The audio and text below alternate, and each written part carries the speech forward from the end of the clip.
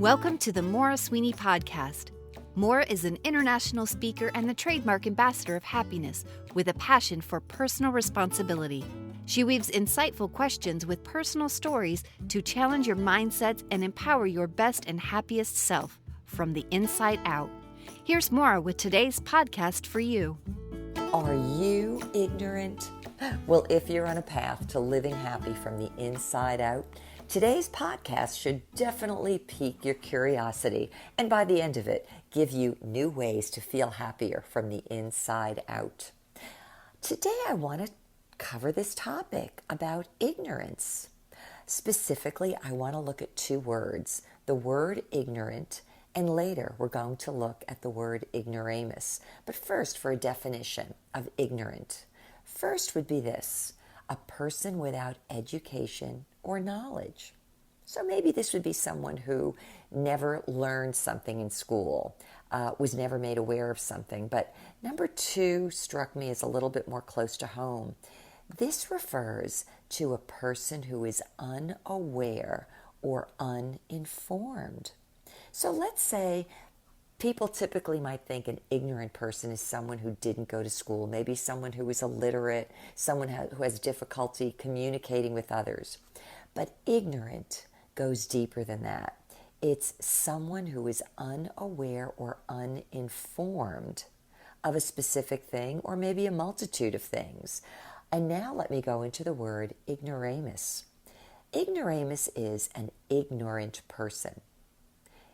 A person who doesn't know, lacking education or knowledge, or someone who's unaware or uninformed.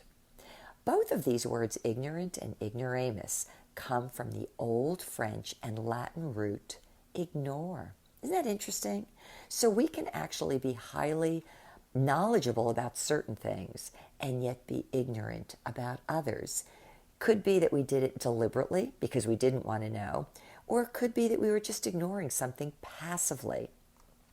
Let me give you a few examples from my personal life as to where I learned along the way just how ignorant I was. And by the way, I don't say this in a negative way. I just say I didn't know.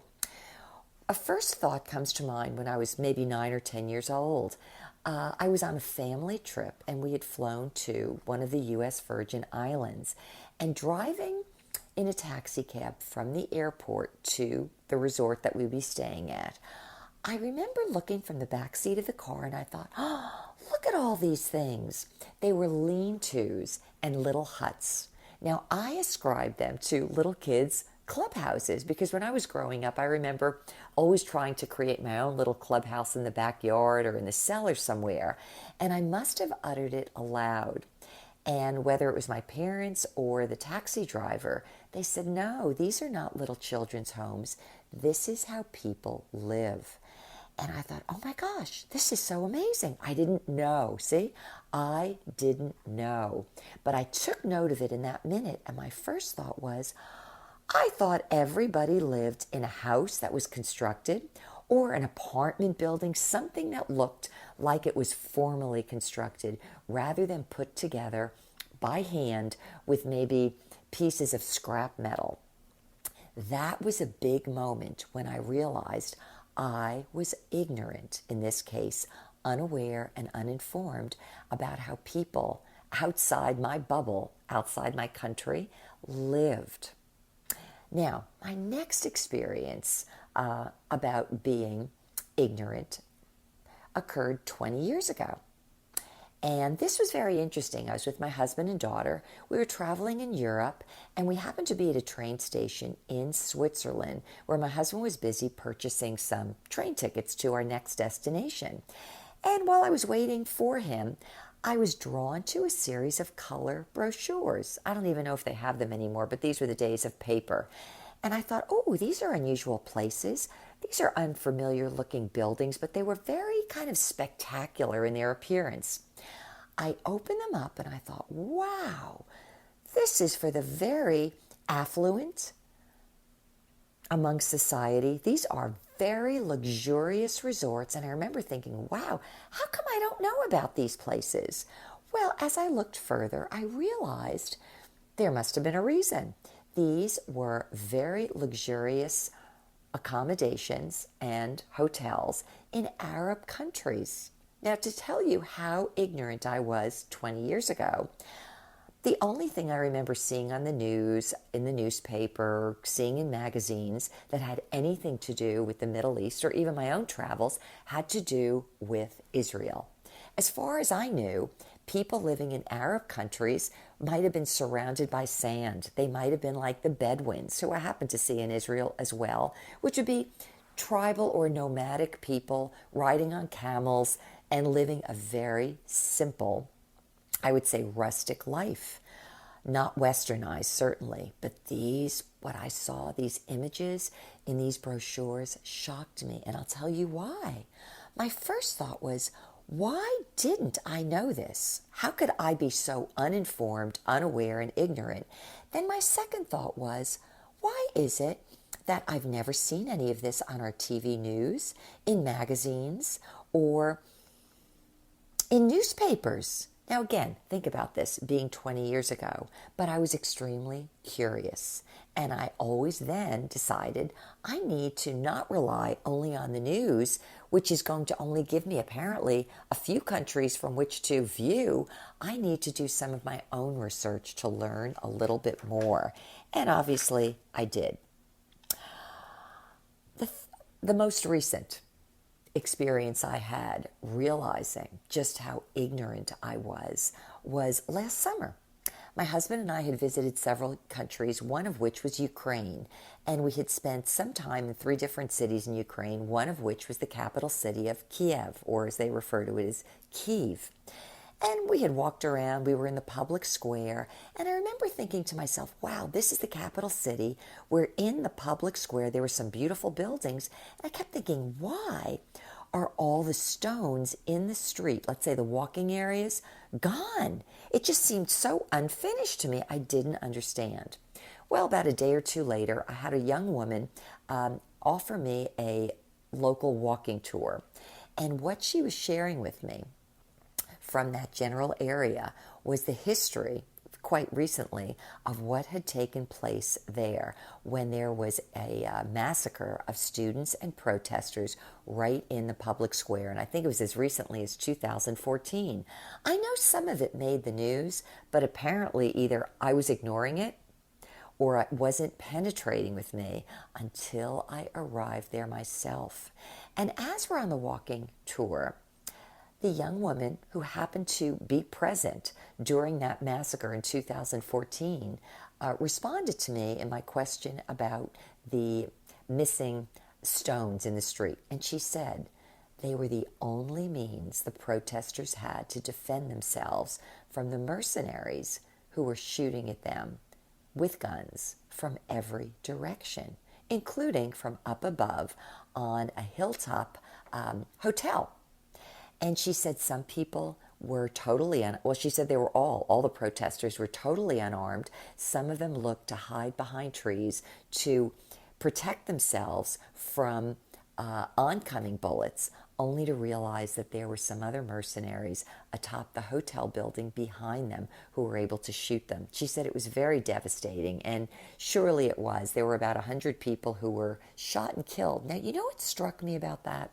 Maybe I had read about it in the news, but maybe I only read part of it. Maybe I only heard part of it.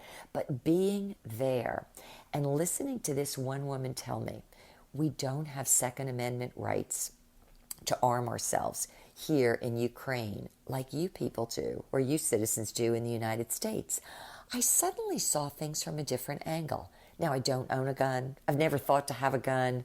Not to say I didn't give it any thought, but it would not be something for me, and I wouldn't say that I had such a very strong feeling about it other than knowing it was a U.S. citizen's right. But in that experience, walking around the square, in the capital square in Kyiv, this is what happened to me. I realized just how ignorant, as in unaware and unknowing, I had been until I saw or was able to perceive a different scenario. Those stones that were missing from the street were being physically dug out and used to throw back as the only means possible that these protesters had to defend themselves. Now, I want you to think about the word defend. These were peaceful protesters. They didn't have guns, and yet they were being gunned down. And they were also surrounded, which was interesting. There was no way for them to get out. And suddenly I thought, wait a minute. Every time the news reports on the Second Amendment, why is it that we only hear about our Second Amendment rights being the rights of gun owners to hurt someone with their guns? Why were we never told, or why was it never expressed, and maybe why did I miss it, that Second Amendment right was there just as much as a means of self-protection against others who maybe were trying to create physical harm, or in the case of those protesters in Kiev, actual death. And in that moment I thought, wow, my resolve and my defense for our Second Amendment rights, and maybe any nation's Second Amendment rights for their citizenry, has just been increased as a result of something new that I learned that I, up until then, was unaware for. That being able to defend oneself is something that everyone should be able to do, especially when the government has overreached its bounds.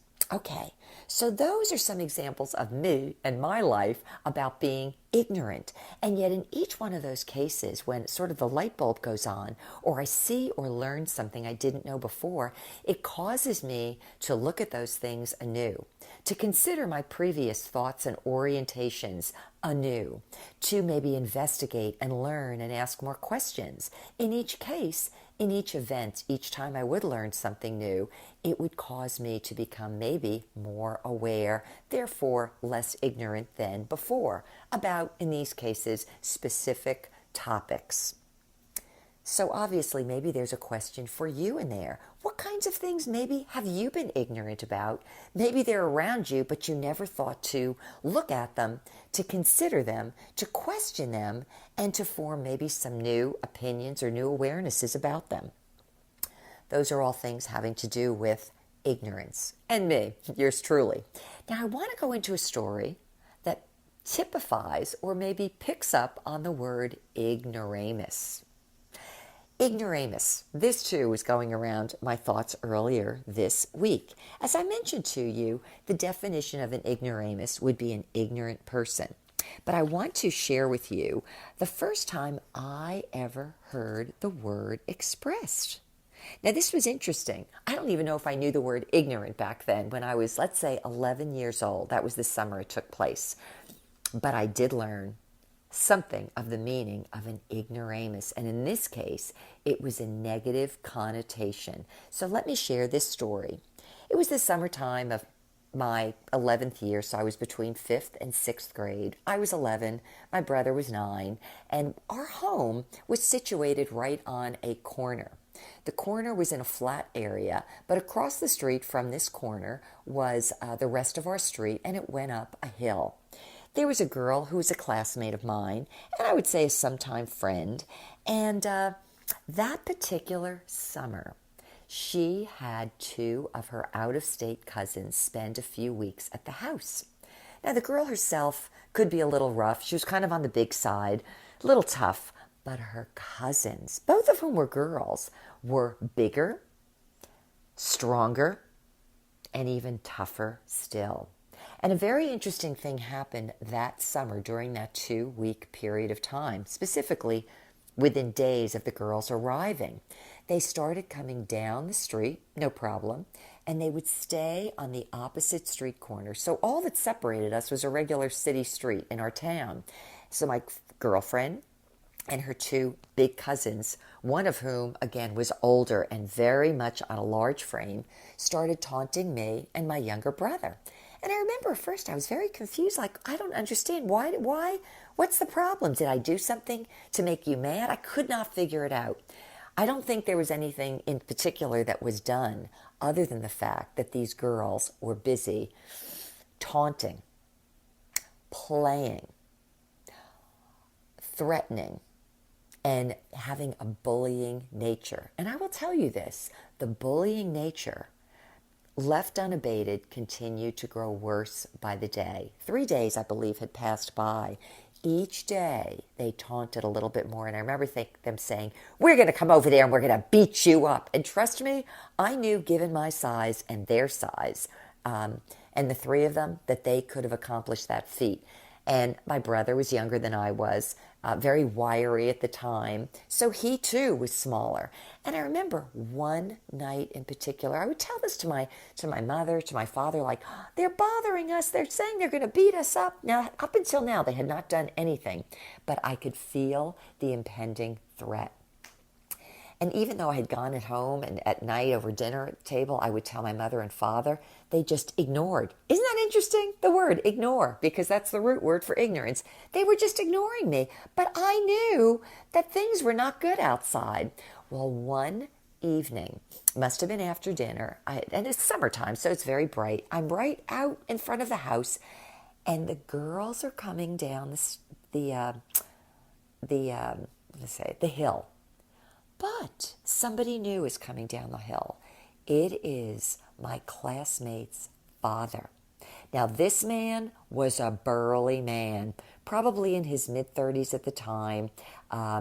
He was a toughie. I mean, that's the only way to describe him. I know even from being at my girlfriend's house that things would change when the father would come home. He might have been described, let's say, as a hothead. He starts coming down the hill, the big man, and here we are as children.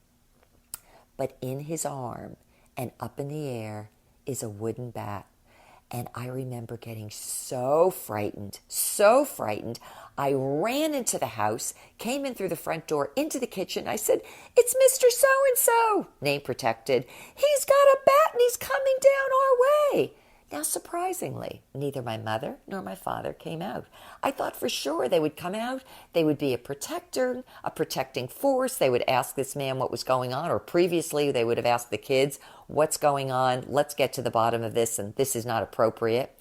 But they still sat at the dining table. My grandmother was there, all of 5'2", and she was washing dishes.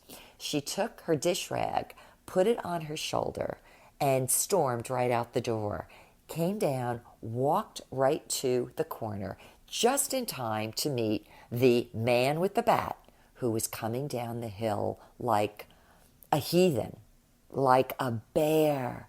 And I remember her with her hand in the air saying, who the hell do you think you are bothering these kids?